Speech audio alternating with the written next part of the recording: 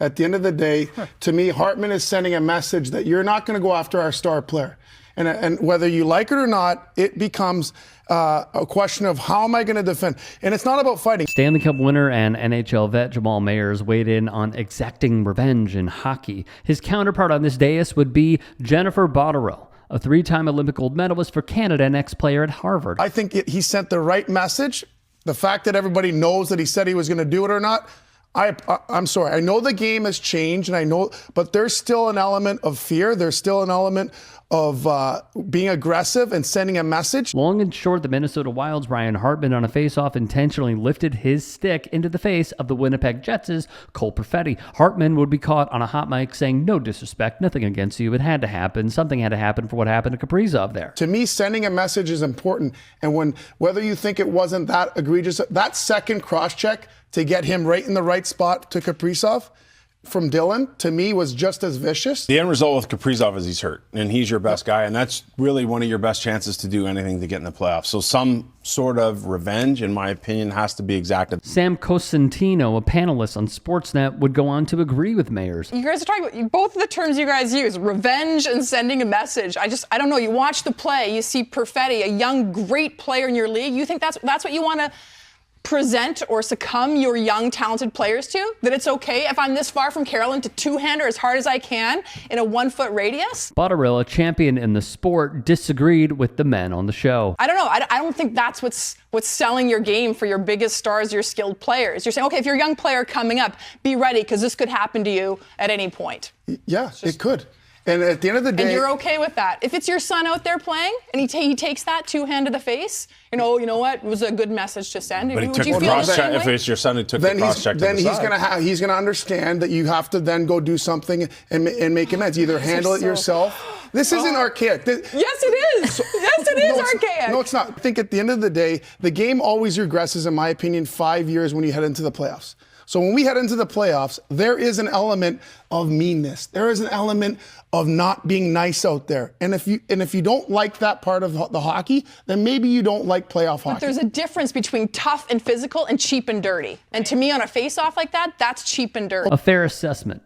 Let's pause for a moment. Before we get into it, full disclosure, I worked previously with Jamal Mayers. I cannot speak highly enough of him. I think he is a class act.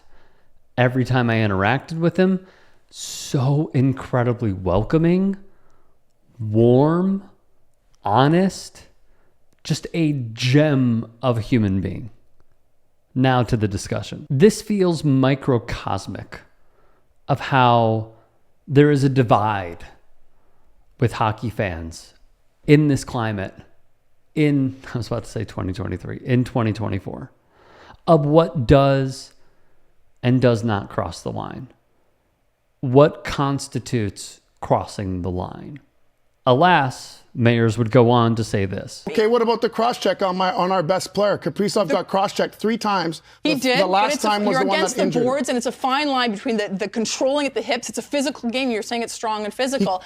You've got to penalize your players then before these other. We don't even get to the chance to show the other player. The player I disagree. I think Dylan cross-checked him, didn't get him where he wanted. We all know We all know the first one didn't get him where he wanted. The second one gets him right above the hockey pants and below the where your shoulder pads are. Adding on to that, it feels like right now we are at the crossroads of going one of two ways here. An outdated approach with the sport, some would say, retaliation, revenge, anger, dirty plays, intent to potentially injure. And then the other side, the more old school side, is saying, no, you guys just don't get it. You need to set the tone. Leave the sport alone. It's in a good place right now. It's all part of what makes the game great. In essence, what they're saying is more violence, more blood sport, even if fighting and these statistics are there for everyone to see. Fighting has gone down immensely because Jennifer is right. It is more focused than ever on skill.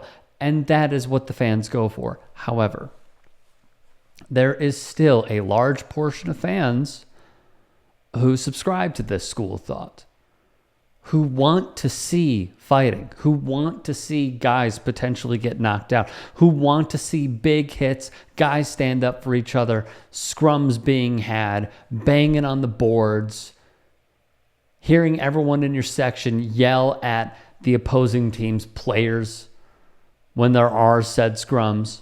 It's all part of it.